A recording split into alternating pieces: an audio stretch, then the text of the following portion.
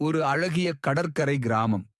அங்கு கடல் அலைகள் மணலோடு பேசிக் கொண்டிருந்தன. காற்று கடலின் மணத்தை சுமந்து கொண்டிருந்தது. அங்கு அந்தோனி என்ற இளமையான திறமையான மீனவன் இருந்தான். ஒவ்வொரு நாளும் விடியற்காலையில் மீன் பிடிக்க கடலுக்குப் போவான். மாலையில் வேலை முடிந்து கடல் அலைகளை ரசித்து அதனுடன் பேசிக் கொண்டிருப்பான். அப்படித்தான் ஒரு மாலை. கடற்கரையில் சிப்பிகளை சேகரிக்க ஒருத்தி வந்தாள். அவள் பெயர் தேன்மொழி. உலர் மீன் செய்யும் குடும்பத்தைச் சேர்ந்தவள். அவள் கண்கள் கடலைப் போல ஜொலித்தது. சிரிப்பு அலைகளின் இசையைப் போல் இருந்தது.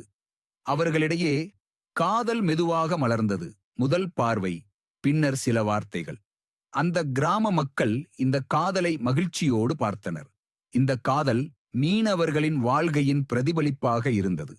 உண்மை, இயற்கை மற்றும் அழகானது.